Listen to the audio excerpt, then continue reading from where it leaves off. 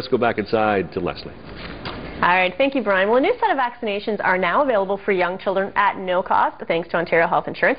Dr. Hirotaka Yamashiro, President of the Pediatricians Alliance of Ontario, joins us now live. So this is something, we're going to focus a little bit on rotavirus, which a lot of parents with children under the age of 5 experienced, but didn't really know that's what it was. Exactly, and it's interesting you mention that, because when we did a bit of a nationwide survey on how much people knew about rotavirus, more than half the parents had never heard of it. But then when you talk about the symptoms it causes, like, which is high fever, vomiting, diarrhea, I have to rehydrate my child, then they kind of make the connection. But certainly it's probably the most common childhood illness that maybe people aren't aware of, and more importantly, is preventable.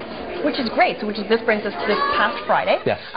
You were there, you were present as the provincial government now has provided complete funding for this. Now you've actually been administering this vaccine in your office for 5 years now. Yes, which is absolutely great. Yes.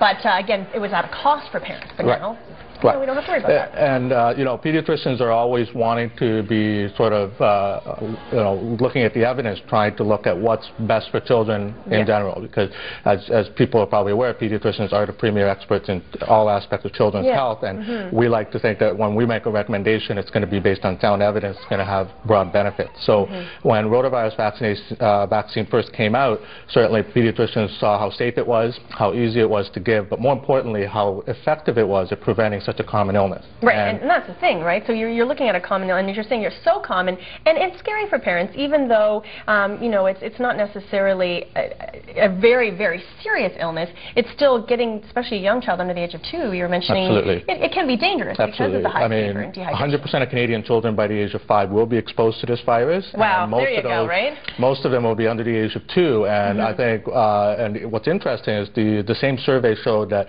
if there's one thing that new parents, especially if it's their first baby, are most concerned about, is anything where they have to take their child to the hospital. Child has a fever, child is vomiting. It's very stressful, obviously, when that happens. And we're able to say that we know that the vast majority of those is caused by rotavirus, which maybe people haven't heard of rotavirus, but now when they become aware of it, now the government's going to be funding the vaccination for that, and that's a big thing. And it's not even a needle, so that's even okay, this is great. So this is a drinkable vaccine. And at what ages is this administered? Generally, you want to give the first dose by the time the child is 2 or 3 months old. So they get they're happily drinking that 1 milliliter of vaccine at that point. And the government has funded the vaccine where you only need 1 more booster shot. It's not, I should call it a shot, it's out of habit, I guess. But they get to drink another 1 milliliter somewhere before they turn 6 or 7 months old, and that makes it 99% effective. Okay, that's great. Now, so I was mentioning I have a 2.5-year-old, so at this point it's too late for him to have this, but again, and he hasn't had any of these, what you tell me, so your chances are by the age of 5. So I guess that's good news for new parents and new moms, expecting moms, to know that there's this is going to be out there. Now, when does this all kick in?